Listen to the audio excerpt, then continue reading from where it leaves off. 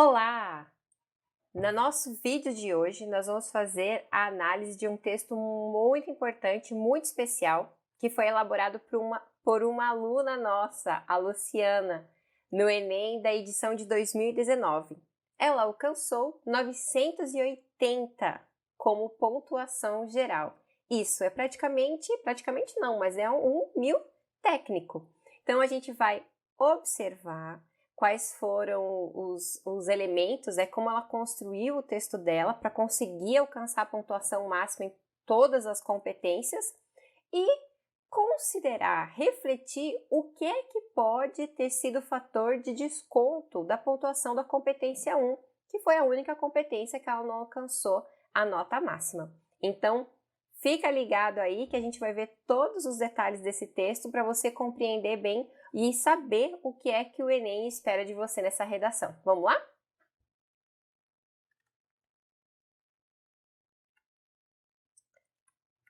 Bom, antes de tudo, é importante a gente relembrar quais são as competências de correção do Enem.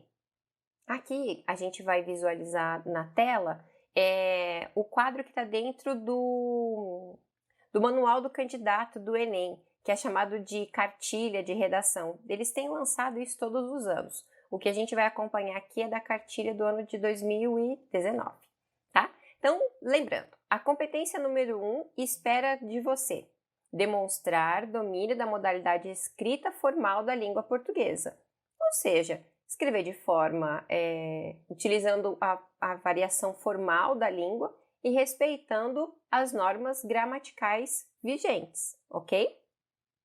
A competência 2 espera o seguinte: compreender a proposta de intervenção, aplicar conceitos de várias áreas de conhecimento para desenvolver o tema dentro dos limites estruturais do texto dissertativo argumentativo em prosa. Então, vamos entender em partes. Aqui ele espera que você construa um texto que tenha características dissertativa-argumentativas e que seja em prosa, ou seja, você não pode escrever um texto em versos. Você precisa demonstrar que compreendeu a proposta da redação, né? Compreendeu o tema. Então, a gente vai observar no texto da Luciana como foi que ela demonstrou para o corretor a compreensão do tema. E precisa também, nessa competência, demonstrar a aplicação de conceitos de várias áreas do conhecimento. Aqui, a gente costuma orientar o aluno a aplicar os conceitos que ele aprende na escola, porque o que se espera é um aluno que acabou de sair, né, do ensino médio ou que se preparou com as informações que fazem parte do currículo do ensino médio, de toda a sua vida escolar e também da sua vida pessoal, do seu repertório pessoal. Afinal, você é um indivíduo que está inserido no mundo, você não está alheio às coisas que acontecem. Então, espera-se que você demonstre na sua redação esse seu olhar crítico, né? Essa sua capacidade de conseguir relacionar informações que aparentemente estão desconexas ou que você nunca imaginou que poderiam ter alguma relação. Fazer isso no seu texto é sempre muito bem visto e você vai perceber como que a Luciana colocou isso no texto dela de uma maneira muito precisa, que ficou demais. Competência número 3, exige, né, que você vai avaliar a seleção, a relação, a organização e a interpretação de informações, fatos e opiniões e argumentos em defesa de um ponto de vista. Então, o candidato tem que demonstrar que ele consegue selecionar, relacionar, organizar e interpretar essas informações e fatos. Ou seja, não basta citar uma informação. Eu vou citar aqui uma teoria, citar um autor, citar um dado estatístico e não vou relacionar com nada. Simplesmente coloco o dado no texto. Não faça isso. Você precisa demonstrar um raciocínio sobre isso, demonstrar um senso crítico, porque senão o seu texto ele vai ser expositivo e não argumentativo, tá? Então, todas as informações que são colocadas para defesa do seu ponto de vista, para justificação dele, tem que estar relacionada, tem que estar demonstrada de uma maneira crítica, né? Demonstrando que realmente é a sua opinião. A competência 4 é uma das competências que todo mundo tem mais medo e você vai perceber no texto da Luciana que ela é chave para o encadeamento da redação. E ela utiliza recursos variados de uma maneira muito precisa e coerente. Então, fica ligado quando a gente chegar na competência 4. Porque o que ela avalia? O candidato deve demonstrar conhecimento dos mecanismos linguísticos necessários para a construção da argumentação. Ou seja, vai avaliar como que o candidato utiliza os mecanismos de coesão para poder amarrar as informações, mostrar um ponto de vista, a relação de sentido entre essas informações, também fazer a referenciação, retomar informações dentro do texto e ainda assim fazer o texto progredir dentro do tema. A coesão é tudo isso, mas são marcas linguísticas. Esse é o ponto-chave da coesão. Se você não coloca essas marcas linguísticas, com certeza você vai perder pontos.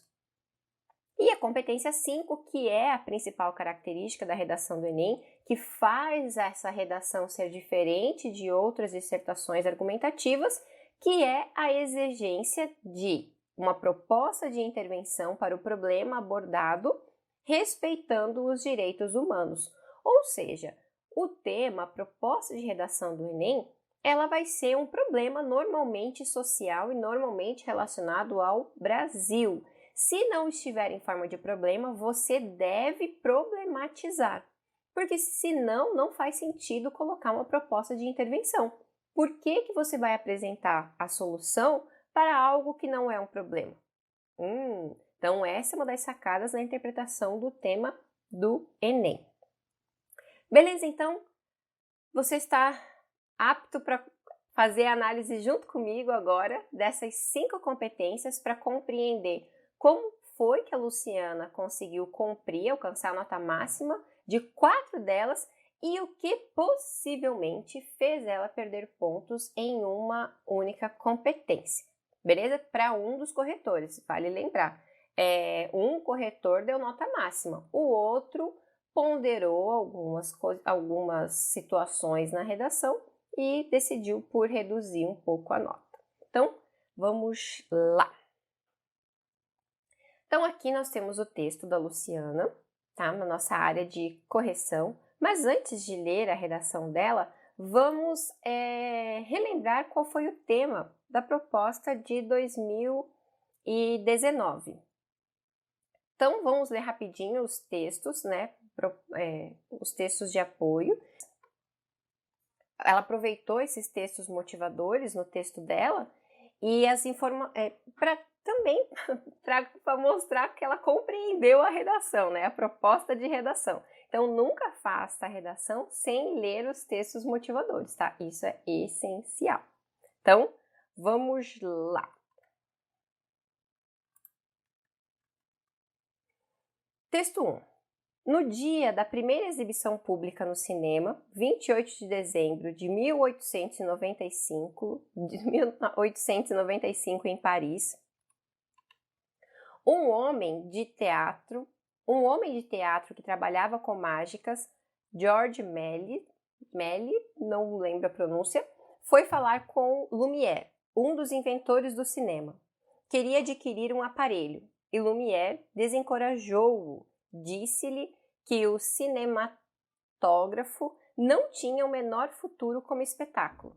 Era um instrumento científico para reproduzir o movimento e só poderia servir para pesquisas. Mesmo que o público no início se divertisse com ele, seria uma novidade de vida breve, logo cessaria. Lumière enganou-se. Como essa estranha máquina de austeros cientistas virou uma máquina de contar histórias para enormes plateias de geração em geração durante já quase um século. Texto 2. Edgar Morin define o cinema como uma máquina que registra a experiência e a restitui como tal, porém levando em consideração o indivíduo, ou seja, o cinema seria um meio de transpor para a tela o universo pessoal, solicitando a participação do espectador. Então, aqui nós temos dois fragmentos, né, de texto. Um é de um livro, né, foi retirado do livro, que é O que é Cinema, e o outro foi retirado de uma revista, né, E-Compós. A gente vê aqui o volume, o número e o ano de publicação. É importante se atentar à fonte para você até saber que tipo de informação é essa, se ela vem de um conceito, se ela vem de uma informação, de um posicionamento pessoal, né, para você compreender essa informação. Então, sempre olhe a referência. O texto 3 é uma característica bem comum do Enem, que é apresentar um infográfico ou um texto com dois tipos de linguagem, né, a linguagem visual e a linguagem verbal. Então, às vezes aparece algum gráfico, às vezes aparece só uma charge, uma imagem, mas aqui a gente tem um infográfico. Então, aqui os dados da telona para as telinhas. E é normal aparecer também porcentagens, então é sempre importante saber ler esses números, né? Da telona para as telinhas. Deixa eu subir um pouquinho. Cresce o percentual de brasileiros que frequentam salas de cinema e o interesse por filmes em destaque no consumo de TV. Entenda. Então, cresce o percentual de brasileiros que frequentam sala de cinema e o interesse por filmes que têm destaque no consumo de TV. Vamos ver de quando é essa informação? De 2019. Então, no mesmo ano de aplicação em que o tema é polêmico, fala que cresce o percentual de pessoas que frequentam cinema. Isso é importante. Então, nos últimos 5 anos, a penetração do cinema cresceu 43% entre os brasileiros, ou seja, os brasileiros estão indo mais ao cinema. Isso é bom. 88% dos telespectadores assistem a filmes na TV regularmente, uma boa quantia, né? 17% da população frequenta o cinema no total, então olha só, apenas 17%. 19% dos telespectadores de filme na TV vão ao cinema e 95% dos que foram ao cinema assistem a filmes na TV. Então, quem vai ao cinema também vê na televisão. Então, o acesso ao filme, a esse objeto cultural, né? Então, é bem crescente e é forte na nossa sociedade. Texto 4. Ele foi retirado de um site específico de cinema. Na verdade, é o site da Ancine, né, da Agência Nacional de Cinema. Então, é uma informação do governo. Olha aqui, .gov. Importante. O Brasil já teve um parque exibidor vigoroso e descentralizado. Quase 3.300 salas em 1975, uma para cada 30 mil habitantes, 80% em cidades do interior. Desde então, o país mudou. Quase 120 milhões de pessoas a mais passaram a viver nas cidades. A urbanização acelerada, a falta de investimentos em infraestrutura urbana, a baixa capitalização das empresas exibidoras, as mudanças tecnológicas, entre outros fatores, alteraram a geografia do cinema. Em 1997, chegamos a um pouco mais de 1.000 salas. Com a expansão dos shopping centers, a atividade de exibição se reorganizou. O número de cinemas duplicou até chegar às atuais 2.200 salas. Esse crescimento, porém, além de insuficiente, o Brasil é apenas o 70º país na relação habitantes por sala.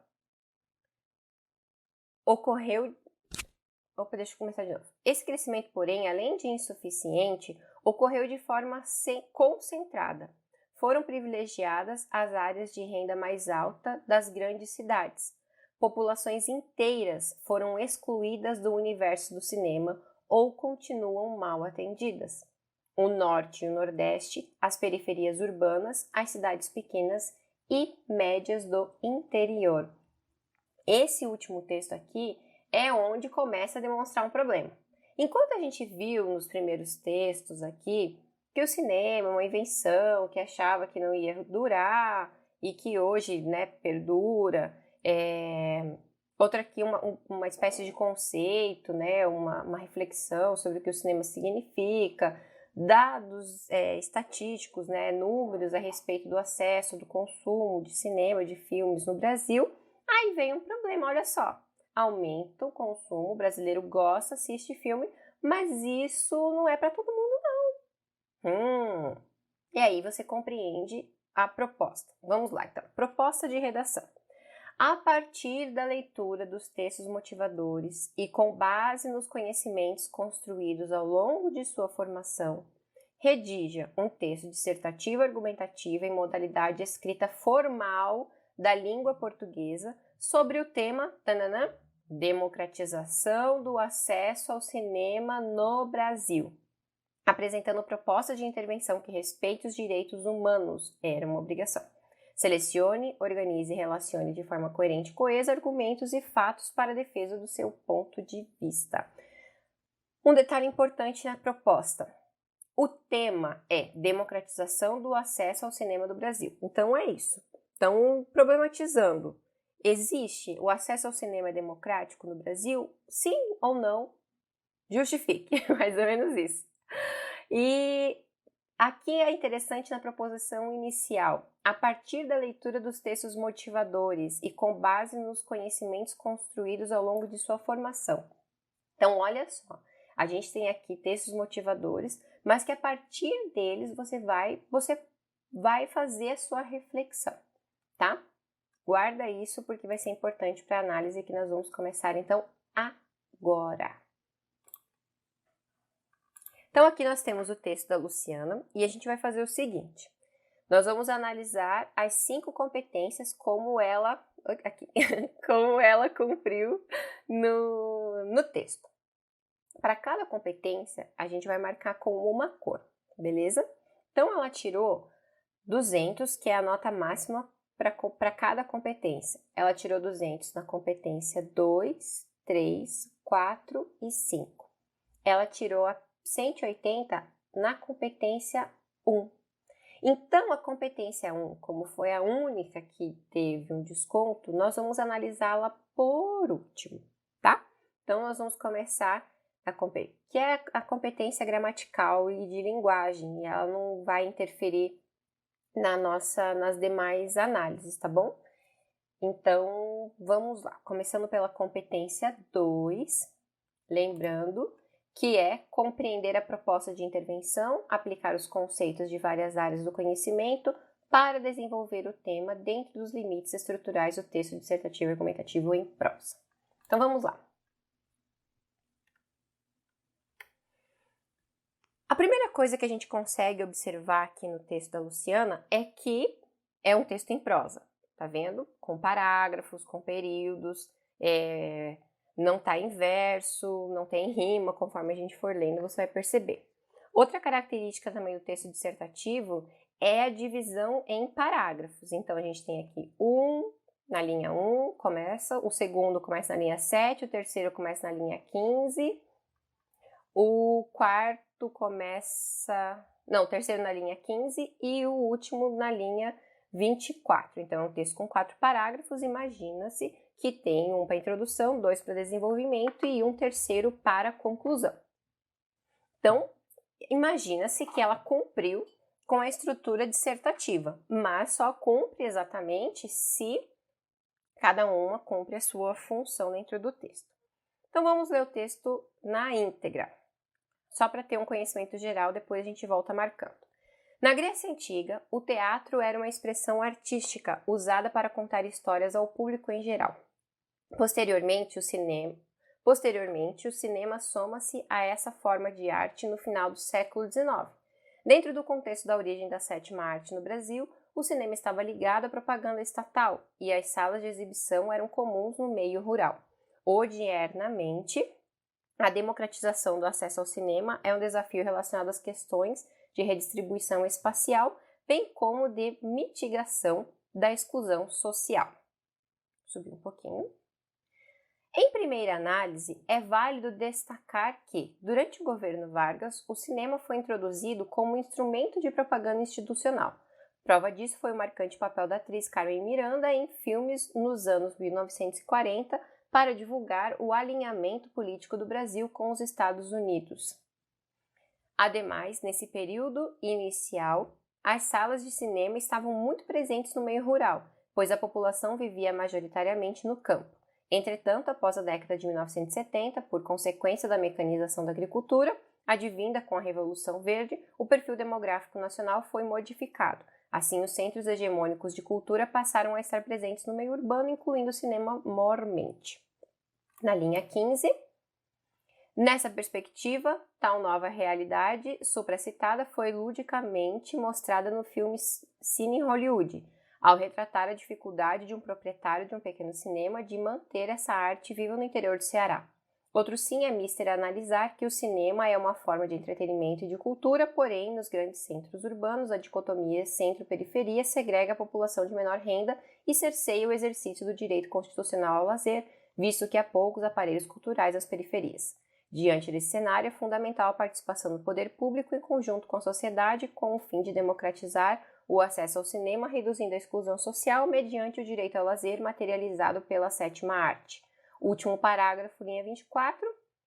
Em suma, com o escopo de ampliar o acesso ao cinema, o Ministério da Cidadania, na figura da Secretaria da Cultura, deve promover a abertura de novas salas de cinema no meio rural e na periferia dos centros urbanos. Isso pode ser feito a partir de parcerias com a iniciativa privada, articuladas com a isenção de tributos, para que empresários instalem essas salas nos espaços mencionados. Dessarte, o cinema, assim como fora o teatro na Grécia Antiga, será uma arte acessível ao público. Deu para perceber que o texto dela cumpre com a estrutura dissertativa, porque o primeiro parágrafo introduz o assunto, apresenta a perspectiva, o desenvolvimento articula, defende esse ponto de vista, os dois aspectos que ela dá da problemática, e no final ela apresenta a proposta de intervenção que é característica do Enem e normalmente a gente coloca no último parágrafo. Então, até aqui a gente percebe que a competência foi foi cumprida. Agora vamos observar dentro do texto como é que ela marca a compreensão temática, tá? E quais são as informações que a gente pode considerar aqui que fazem parte do repertório sociocultural dela, que é a característica aqui, compreender a proposta, a gente vai ver isso agora, e aplicar conceitos de diferentes áreas. Detalhe, aqui não é a informação para justificar o ponto de vista, mas é o conhecimento de diferentes áreas, ok? Então, a gente vai fazer isso com a cor amarela.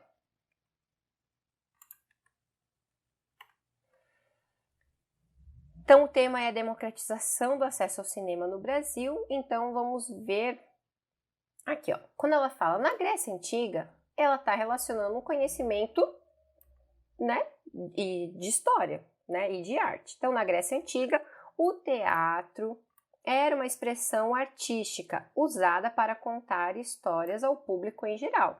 Então, até aqui, é um conhecimento que faz parte do repertório dela, ok? Aí vem. Posteriormente, o cinema. Ao utilizar o termo cinema, ela já marca, olha, compreendi uma parte do tema. Então, posteriormente, o cinema soma-se a essa forma de arte no final do século XIX. Então, aqui, ela coloca mais uma informação que faz parte do repertório dela e também foi retirada até mesmo dos textos motivadores. Não fala aqui, que dezembro de 1895, a gente não tem aqui o século XIX, Então, aqui marca mais um conhecimento do repertório dela. Dentro do contexto da origem da sétima arte no Brasil, então aqui, olha só, Brasil, porque está falando democratização do acesso ao cinema no Brasil. Então, ela utilizou mais uma palavra-chave do tema. O cinema estava ligado à propaganda estatal e as salas de exibição eram comuns no meio rural. odiernamente, a democratização do acesso ao cinema é um desafio relacionado às questões de redistribuição espacial, bem como mitigação da exclusão social. Olha só. Aqui no primeiro parágrafo, só em utilizar as palavras-chave do tema, ela já mostrou que ela compreendeu o tema e sabe para onde está indo. E ainda ela colocou a proposição de forma bem explícita. Olha, não estou deixando dúvida para você não, querido corretor. Vou falar sobre a democratização do acesso ao cinema. E aí, como que ela mostrou que ela está problematizando? Quando ela fala aqui, ó, é um desafio. Percebeu? Então, logo no primeiro parágrafo, utilizando a palavra cinema, Brasil e democratização do acesso ao cinema, já marcou que compreendeu a proposta e ainda compreende que é uma proposta que precisa ser problematizada quando usa desafio. Ao longo do texto, ela utiliza, né, também cinema, então eu não vou marcar no desenvolvimento, mas aqui na conclusão é importante retomar, observar a linguagem para ver como ela marca também lá na conclusão que, ó, está retornando para o tema, o final da discussão. Olha só. Em suma, com o escopo de ampliar o acesso ao cinema, o Ministério da Cidadania, na figura da Secretaria, deve promover a abertura das salas de cinema no meio rural, na periferia, centros urbanos. Isso pode ser feito a partir de parcerias com iniciativa privada, com isenção de tributos, para que empresários instalem salas nos espaços mencionados. Dessarte, o cinema, assim como fora o teatro na Grécia Antiga, será uma arte acessível ao público. Então, olha só, aqui na conclusão do texto dela, ela reapresenta as palavras-chave do tema: cinema, acesso, arte acessível. Isso tem a ver com a democratização, né, para todo mundo poder alcançar. E aí ela faz essa estrutura que não é obrigatória, mas que sempre funciona muito bem quando você consegue aplicar, que é retomar até a contextualização inicial, reafirmar o porquê daquela escolha de contextualização. Ela não é feita de forma aleatória. Olha só, seu corretor. Eu escolhi porque ela vai encerrar também o meu raciocínio. Essa é uma estratégia sempre muito legal. Percebeu, então, como foi que ela marcou aqui a defesa, a manutenção do tema? Como eu disse, no desenvolvimento ela também utiliza o termo cinema, acesso, direito dentro do desenvolvimento, mas eu não vou marcar aqui, beleza? Quando você utiliza, então, os termos do tema ao longo do texto, sempre marca essa relação, mas use com sabedoria, tá? Não seja tão repetitivo. Você pode empregar também sinônimos. Deixe os sinônimos para o desenvolvimento e aí na introdução e na conclusão você marca de forma bem explícita, beleza? Então foi assim que ela marcou, que ela cumpriu com a competência 2 de uma forma bem clara e muito bem colocada de maneira lógica e coerente, tá? Dentro do texto. Vamos para a competência, então, 3. Relembrando a competência 3. Selecionar, relacionar, organizar e interpretar informações, fatos, opiniões e argumentos em defesa de um ponto de vista. Então, vamos identificar no texto dela qual é o ponto de vista que ela apresenta. Para o ponto de vista, nós vamos usar a cor laranja. Então, ela fala aqui, na Grécia Antiga, contar histórias ao público em geral, a contextualização. Posteriormente, o cinema soma-se a essa forma de arte final do século XIX. Dentro do contexto de origem da sétima arte no Brasil, o cinema estava ligado à propaganda estatal. Então, ela já faz uma afirmação aqui, ó. Vou começar desde o começo do período. O cinema estava ligado à propaganda estatal e as salas de exibição eram comuns no meio rural. Esse é o primeiro aspecto que ela desenvolve no texto dela. Aí o segundo é, odiernamente, a democratização do acesso ao cinema é um desafio relacionado às questões de redistribuição espacial, bem como a mitigação da exclusão social. Esse aqui, o segundo, é realmente o problema que ela vai...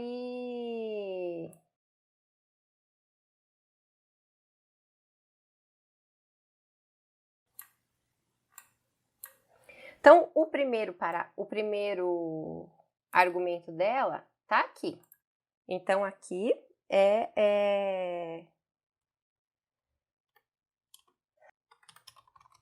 o primeiro argumento dela. Então, falar que o cinema estava ligado à propaganda estatal e as salas eram comuns no meio rural. O segundo argumento está nesse segundo período aqui. Eita. Tá nesse segundo período aqui. Vou colocar assim, para ficar mais organizado, né? Então, aqui o argumento 1 e aqui o argumento 2. Que a gente percebe claramente que vai estar no primeiro e no segundo parágrafo do desenvolvimento. Então, vamos ver lá no desenvolvimento como é que está marcado o primeiro argumento dela. Então, dentro do contexto da origem da sétima arte no Brasil, o cinema estava ligado à propaganda estatal e as salas de exibição eram comuns no meio rural. Então, o primeiro parágrafo do desenvolvimento diz o seguinte: em primeira análise, aqui na linha 7, é válido destacar que, durante o governo Vargas, o cinema foi introduzido como instrumento de propaganda institucional.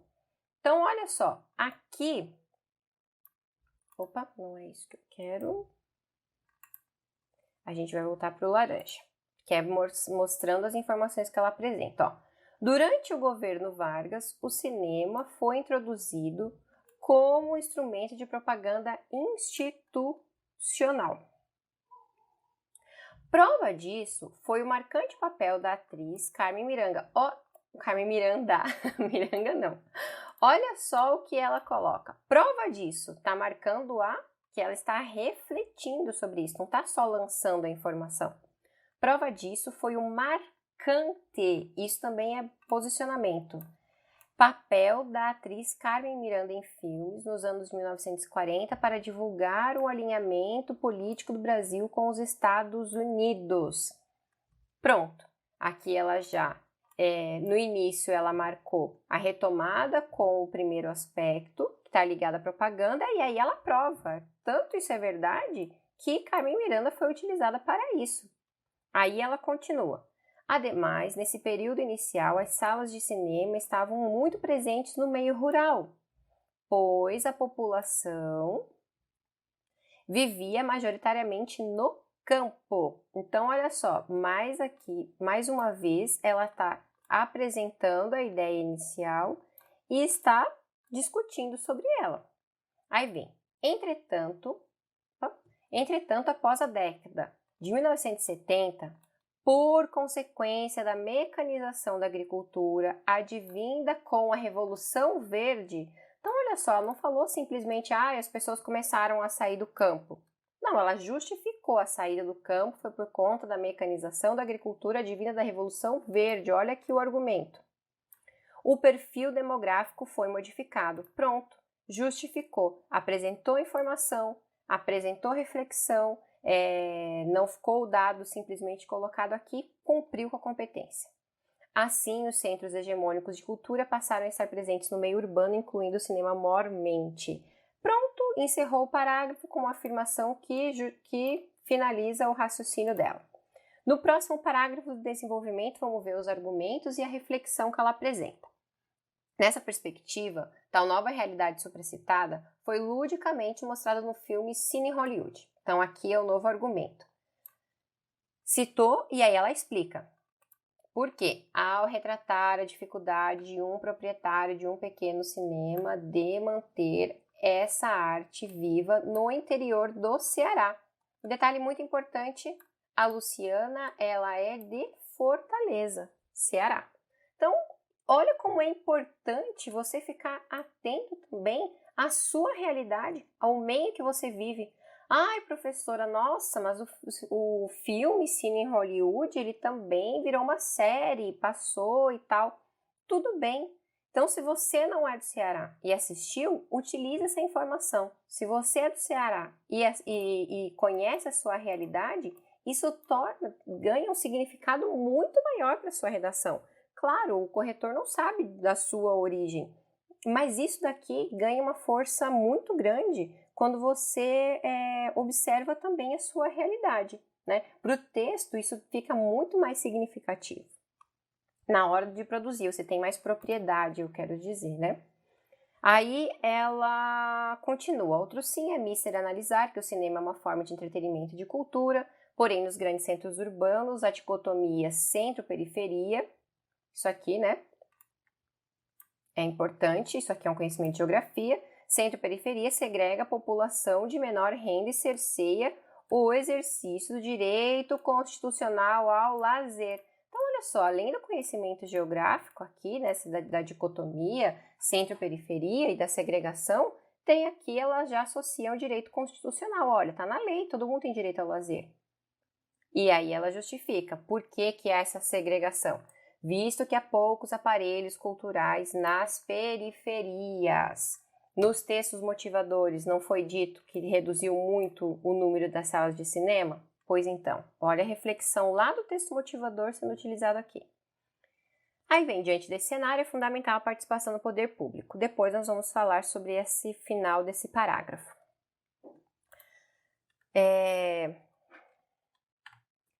Deu para perceber até aqui, então, como foi que ela pontuou de forma completa a competência 3? Apresentou bons dados e discutiu sobre eles, não só colocou no texto. Um detalhe bem importante que a Luciana também destaca da redação dela é que ela não citou nenhum filósofo, nenhuma teoria de sociologia no texto dela. Deu para perceber? Então não precisa. Posso esquecer, não precisa decorar? Não, você não vai decorar. Se você souber e conseguir citar, beleza. Vai lá, encaixa.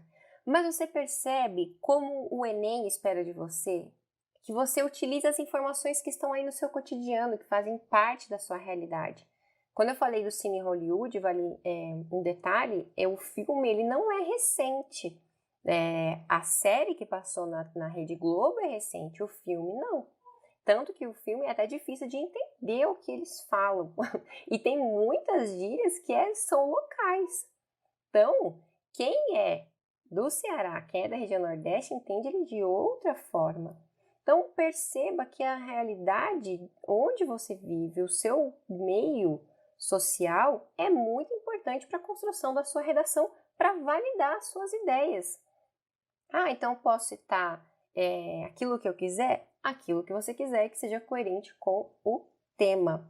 Percebe que também está implícito aqui os conhecimentos de geografia, né, de sociedade, essas reflexões, isso tudo é muito importante. Então, não acredite, aqui a gente derruba um pouco o mito de que só quem cita grandes autores ganha nota máxima na competência 3. Isso não é verdade, tá? Então, estude, continue estudando filosofia, sociologia, literatura, tudo isso é muito importante, porque a gente não sabe o que vem, né, de tema e o quando você pode utilizar, seja no Enem ou seja em outra situação da sua vida. Isso só vai te fazer progredir, tá bom? Só quis dar fazer esse parênteses para você perceber como a argumentação ela pode vir de diferentes locais, tá bom? Não só de uma única fonte de conhecimento. Vamos ver então a próxima competência. A próxima competência que ela cumpre aqui, a competência 4, que é a mais temida, demonstrar conhecimento dos mecanismos linguísticos necessários para a construção da argumentação. A gente vai pensar no texto dela, tá? Quais foram os argumentos, os elementos coesivos que ela utilizou, que ela empregou no texto dela para marcar o encadeamento das ideias, as relações de sentido e tudo mais. Você vai ver como ficou massa. Para a competência 4, nós vamos usar a cor verde. Então, vamos lá. No primeiro parágrafo, na Grécia Antiga, o teatro era uma expressão para contar histórias ao público em geral. Posteriormente, então olha só, primeiro ela colocou na Grécia Antiga, daí ela marca. Posteriormente, o cinema soma-se a essa forma de arte no final do século XIX. Dentro do contexto da origem da sétima arte do Brasil, então olha só, dentro do contexto da origem, ela está retomando a informação anterior. Então aqui a gente tem uma coisa referencial, de retomada. No Brasil, há também, posso dizer que isso aqui, o uso de advérbios aqui de localização espacial, mas a gente não vai se ater a isso agora, tá? O cinema estava ligado à propaganda estatal e às salas. Odiernamente, então olha só, ela marcou na Grécia Antiga, posteriormente, agora ela puxa a discussão para a atualidade. Odiernamente, a democratização é um desafio relacionado às questões espacial, bem como... Tem que fazer um malabarismo aqui, ó. Bem como de mitigação da exclusão social. Só na introdução a gente tem 1, 2, 3, 4 elementos de coesão. Perfeito. Próximo parágrafo, então, agora vai dar uma continuidade, vai iniciar a discussão, né? Em primeira análise. Quando a gente utiliza em primeira análise, primeiramente, a gente marca o início do desenvolvimento. É obrigatório? Não é obrigatório, mas é uma boa forma de organizar o desenvolvimento, tá? Então, em primeira análise, é válido destacar que, durante o governo Vargas, é um instrumento de propaganda institucional. Prova disso, aqui a gente tem o disso. Mais uma vez, a gente tem um elemento de retomada da informação anterior. Prova disso foi marcante o papel da atriz Carmen Miranda em filmes para divulgar o alinhamento político. Ademais, agora eu vou fazer o seguinte, eu tenho que tirar aqui. Ademais, olha só, dando continuidade à discussão. Nesse período inicial, eu vou marcar tudo aqui como retomada da informação anterior. Então, além de marcar com um conectivo de adição, ademais, vou continuar a discussão, ela utiliza um outro para retomar a informação anterior. Nesse período, as salas de cinema estavam muito presentes no meio rural, pois, vou fazer de novo aqui um negocinho, pedir licença para outra marcação, pois a população vivia majoritariamente no campo. Aqui deixamos em branco o entretanto, que marca um ponto de vista de oposição. Após a década de 1970, essa marcação aqui de 1970 também pode ser, mas a gente vai marcar só o por consequência da mecanização da agricultura advinda com a Revolução Verde. Aqui. O perfil demográfico nacional foi modificado. Assim, então olha só, vai encaminhar para o encerramento do parágrafo, para o encerramento do raciocínio. Então, uma conclusão aqui. Os centros hegemônicos de cultura passaram a estar presentes no meio urbano, incluindo o cinema mormente. Então, finaliza com esse mormente acima de tudo, beleza? Então, marca mais uma vez o ponto de vista. Então, perceba aqui que a coesão, ela é tanto para encadear as ideias, quanto para marcar o sentido que você quer dar a elas, a essas conexões. Então, aqui, ó, iniciando o próximo parágrafo.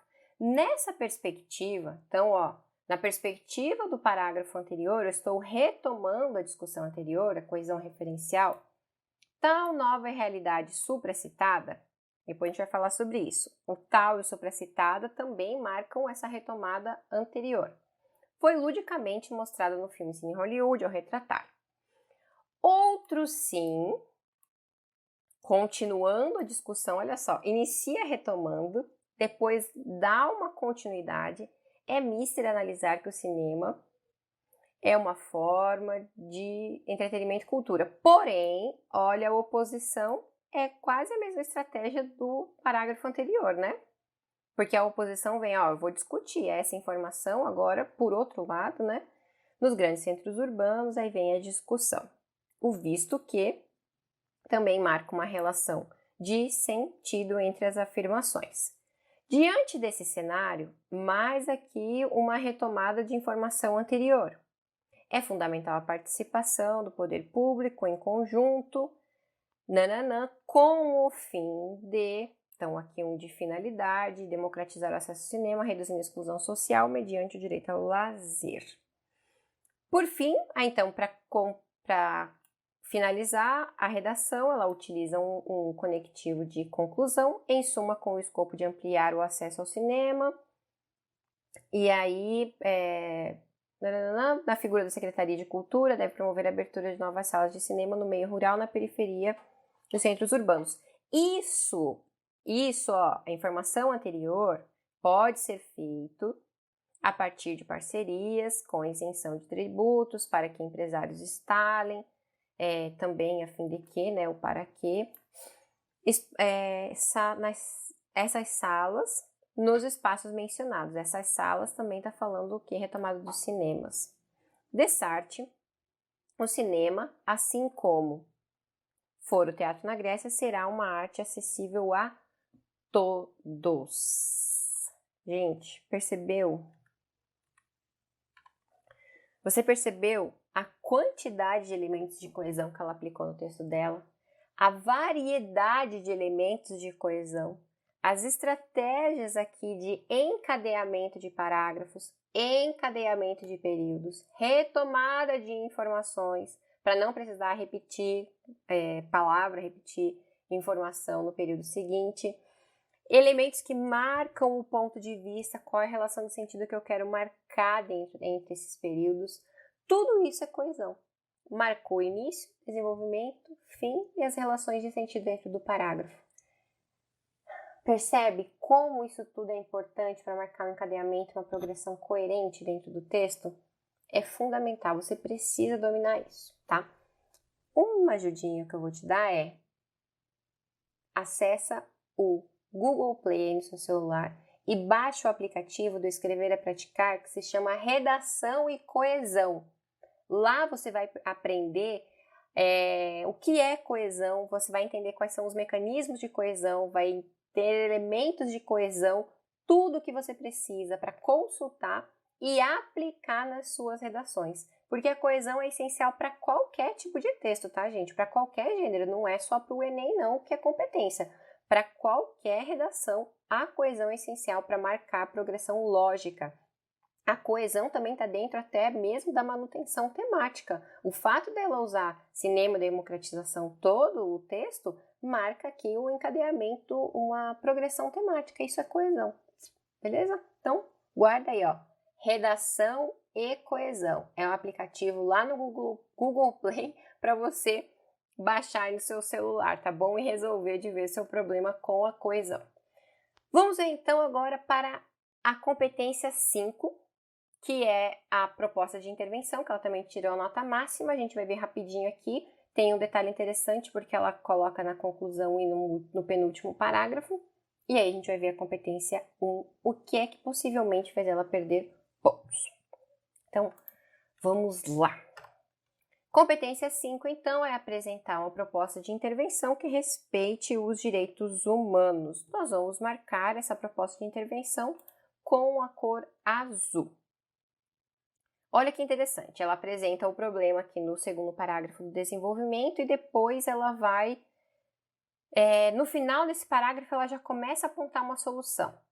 Diante desse cenário, é fundamental a participação do poder público em conjunto com a sociedade, com o fim de democratizar o acesso ao cinema, reduzindo a exclusão social, mediante o direito ao lazer materializado pela sétima arte. Então, aqui ela tem o agente, o poder público, outro agente, a sociedade, o objetivo, por quê, né?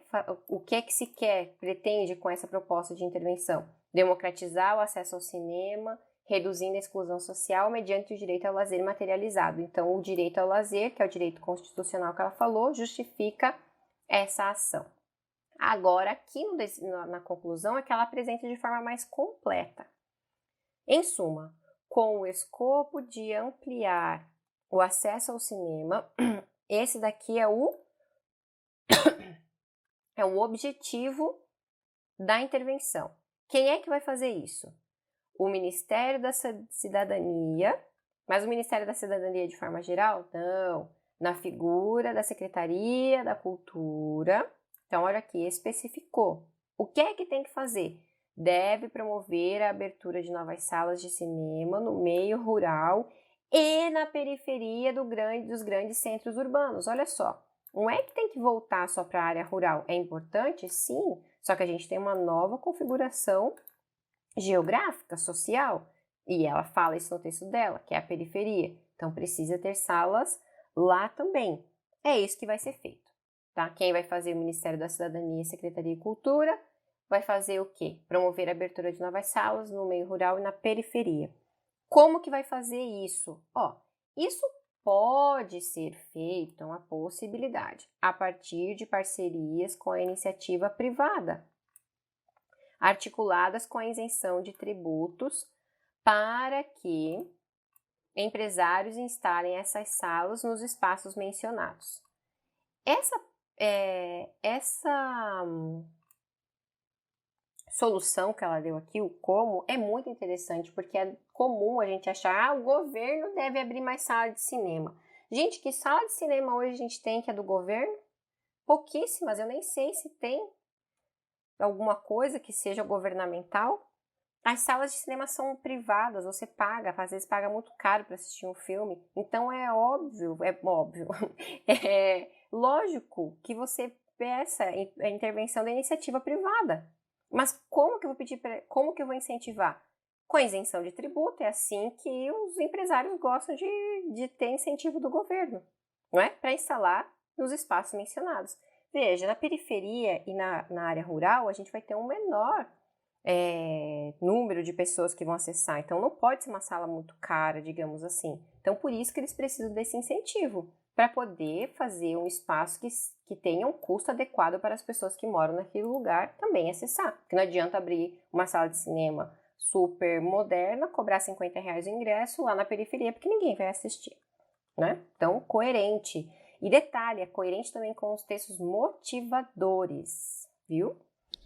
Aí ela finaliza aqui, retomando o contexto inicial.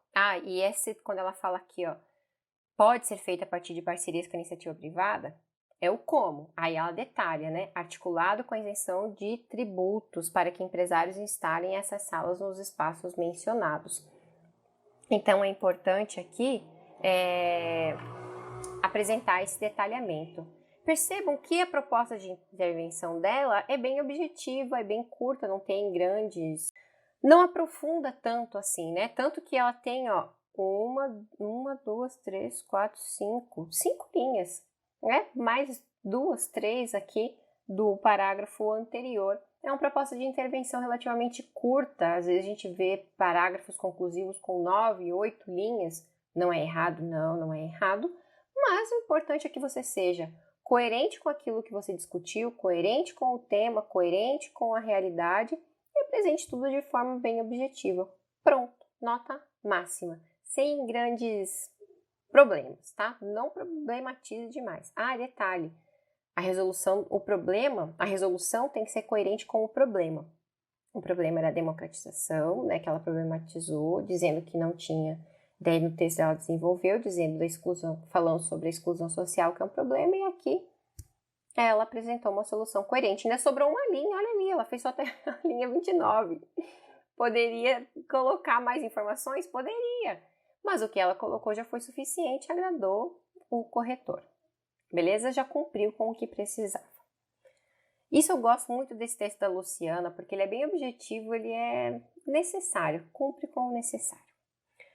Ai, nossa, é tanta coisa boa pra gente falar, pra gente aprender, né, que eu tô aqui animadíssima ainda. Podia falar mais 1 hora, mentira, não vou falar mais muito tempo não. Agora a gente vai ver, então, para finalizar essa análise, a competência 1. A competência 1 é demonstrar domínio da modalidade escrita formal da língua portuguesa. Dá para perceber que não tem problemas quanto à variação formal ao longo do texto dela. E em leituras, a gente já fez umas 3 pelo menos, mais completas praticamente, a gente quase não vê problemas gramaticais. Você não tem problema de ortografia, você não tem problema de acentuação, você não tem problema de concordância, você não tem problema de regência. E aí, o que é que fez a Luciana perder pontos nessa competência, né? E sempre vem a pergunta, como que eu vou gabaritar a competência 1? E aí a gente fala, olha, não erra, ortografia, acentuação, crase, não erra, mas ela não errou e perdeu o ponto. Então aqui eu vou falar o que eu imagino que tenha sido o fator de desconto, tá? Não é certeza. Eu vou imaginar. Vamos pensar juntos e vamos refletir. Você vai concordar comigo, tá? Eu já tô mandando concordar comigo aqui. Então vamos lá. Opa! Você vai perceber que são coisas bem precisas. Que o corretor, quando ele observa esse tipo de situação, ele domina o que ele está fazendo. Ele sabe muito bem o que ele está fazendo. Então, por mais que ele tenha uma leitura rápida, eles são muito treinados. Eles têm um conhecimento profundo da linguagem em geral. Então, não tenta enganar o seu corretor, não, tá? Vamos ver bem rapidinho. No primeiro parágrafo aqui, ó. Na Grécia Antiga, o teatro era uma expressão artística usada para contar histórias ao público em geral. Posteriormente, o cinema soma-se a essa forma de arte. Aqui ela utiliza o verbo era. O era é um verbo do pretérito imperfeito, certo? E aí depois ela vem, posteriormente, o cinema soma-se a essa forma de arte. Ah, o essa aqui também é um elemento de coesão.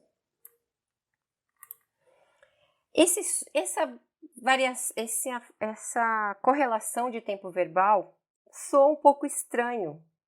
O ideal seria colocar o segundo verbo aqui no pretérito perfeito.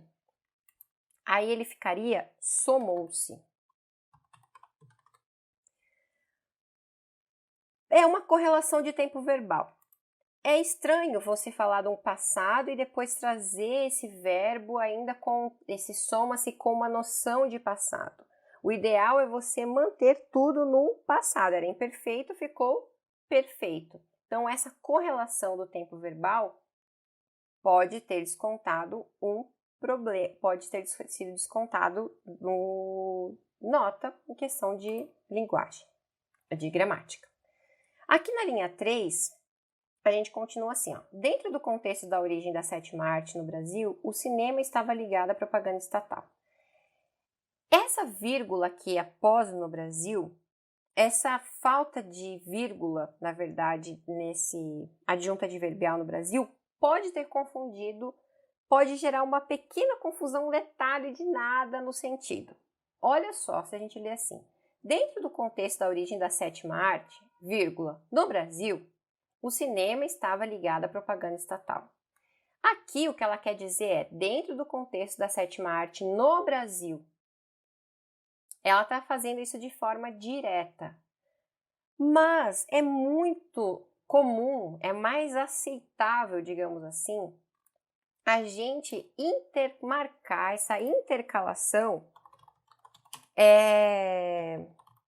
do adjunto adverbial, quando ele está deslocado, digamos assim, deixar entre vírgulas. Até porque é padrão, dentro do texto dela, separar os adjuntos adverbiais com vírgula, principalmente no início dos parágrafos. Olha só, em primeira análise, vírgula, na periferia, vírgula, em suma, vírgula. Então, aqui é normal se fazer isso. É uma mudança de sentido muito sutil, mas que o corretor, numa leitura rápida, pode ter pensado, olha, não, aqui tem que ter uma vírgula. Então, pode ter sido um problema de pontuação aqui, sim. Rodando, descendo um pouquinho o texto dela, o outro problema é aqui na linha 15, que é o segundo parágrafo do desenvolvimento. Aqui eu diria que era um problema mais de coesão do que gramatical, mas ele acaba gerando uma redundância, e aí é um problema de linguagem. Aqui, ó, nessa perspectiva, tal nova realidade supracitada, o tal, ele está falando assim, tal nova realidade, a gente já sabe que o tal é a realidade que foi dita no parágrafo anterior. Aí ela fala supracitada, que também é o parágrafo anterior. Então aqui, quando ela utiliza dois elementos para a retomada, marca uma redundância. E isso é um problema de linguagem muito sutil, que poderia ter sido descontado lá na coesão, mas eu acredito que foi agrupado tudo no mesmo parágrafo. Beleza? Voltando um pouquinho aqui. Detalhe, tenha cuidado então com a gente acha que redundância é só quando é de palavra, repetição de palavra, não. Você utilizar dois elementos de retomada também gera uma má impressão aqui no texto, tá? Voltando um pouquinho aqui na linha 11, a gente tem o mesmo problema de pontuação, que pode ter sido considerado problema de pontuação, como foi lá na linha 3, entre no Brasil. Aqui na linha 11 fala assim, ó, muito presentes no meio rural, pois a população vivia majoritariamente no campo. Se for pensar, a ordem direta seria, a população vivia onde? No campo. Esse majoritariamente aqui é um adjunto adverbial, que está bem marcado até mesmo por conta do mente. E é muito comum nas correções, nas produções, a gente marcar esses adjuntos adverbiais em mente entre parênteses, porque ele já tem uma cara de ênfase, ele é uma ênfase. E, repetindo, como ela faz essas ênfases ao longo do texto dela, aqui ficou incoerente talvez com o estilo dela. A falta da vírgula, a falta dessa pausa. Então, pode ser que o corretor tenha colocar vírgulas aqui. Então, pode ser que o corretor tenha falado, não, tem que ter vírgula dentro do majoritariamente. Às vezes é uma questão de estilo do próprio corretor, mas se a gente vê, a gente já leu várias vezes o texto dela, você imagina quantas vezes eu não li antes, pode ser que desvirtuou um pouco do estilo dela. É um problema? Prejudicou a gente na leitura, na compreensão? Não, mas pode ter sido uma situação aí que o corretor identificou. Outro problema, que eu não acredito que seja um problema, mas que o corretor pode ter pontuado, aqui eu vou recuperar a cor rosa, é a linguagem da Luciana. Você deve ter percebido que ela utiliza uma linguagem mais rebuscada, digamos assim. Hoje, fala-se muito para a gente evitar utilizar uma linguagem mais clara, utilizar termos mais rebuscados. Vou ficar com essa palavra mesmo. Na redação. É um problema usar? Não é um problema. Você pode utilizar. Fica ruim quando você usa uma única vez uma palavra desconexa. Sua linguagem é fluida, ela é mais cotidiana, né, sem ser informal. E aí lá no final você coloca um termo mais rebuscado, como o odiernamente, que é o que a gente vai falar aqui. Isso fica desconectado da sua linguagem. Percebe que foi um emprego forçado, é ruim. Dentro do texto dela, ela é coerente com a linguagem. Então, presta atenção nos termos aqui que eu destaquei. Ai, meu Deus, não vou conseguir marcar. O odiernamente. Segue aqui comigo. Outro sim, não é um conectivo muito comum. E lá no final, quando utiliza o dessarte. O dessarte e o destarte, eles têm o mesmo sentido, né? Que o dessarte a gente lembra do essa para retomar informações anteriores, o T para informações posteriores, mas dentro da redação isso não tem problema nenhum. Também ela utiliza aqui, ó, na linha 17, é mister, analisar. Humormente também é um termo mais rebuscado. Se você utilizar só uma vez é ruim. Aqui ela mantém um padrão e ela utiliza de forma coerente em todas as situações. Não está mal empregado, não gera problema de coerência. Pode ser que o corretor não tenha gostado, mas eu vou falar um detalhe. A produção, a Luciana, ela é uma candidata do Enem que tem 40 anos. Então, ela não é um candidato que saiu do ensino médio agora, com seus 17, 18 anos. É uma pessoa que já tem outras formações, ela já tem um conhecimento de mundo, ela já tem uma vivência de mundo, outras experiências, e essa daqui é a linguagem dela, é a característica dela. Não dá para dissociar as pessoas quando a gente escreve um texto. Você vai demonstrar ali o seu conhecimento de mundo, as suas leituras. Então, se o corretor puniu, né, pesou, digamos assim, isso para o fato de não ter dado a nota máxima e ter reduzido um pouco a pontuação dela na competência 1 por conta dessa linguagem, eu diria que ele foi bem incoerente, porque a construção toda dela está coerente em relação à linguagem. O que eu quero destacar para você é: tome cuidado. Nossa, vou usar isso sempre. Não, use se você sabe usar, isso faz parte da sua linguagem. Senão, não empregue. Viu só como foram pouquíssimos pontos que trouxe, talvez, para o corretor uma vontade de descontar ponto do texto dela, porque eu diria que não feriu tanto assim para tirar 20 pontos, né, de gramática. A gente tem erros que são muito piores, gramaticais. Tem situações que são muito ruins mesmo dentro da produção para fazer o corretor realmente descontar. Acho que existem outros problemas gramaticais que merecem mais atenção. Isso daqui você precisa cuidar também, mas aí o texto caiu na mão de um corretor que tem uma leitura um pouco diferenciada, talvez tenha sido influenciado um pouco pelos seus conhecimentos pessoais, pela sua questão de estilo pessoal, não dá para saber, né? São muitas correções, eles ficam pouco tempo com o texto, mas é isso. Obrigada por ter acompanhado até aqui, espero ter ajudado na sua produção, que você consiga construir textos melhores, tão bons quanto esse texto.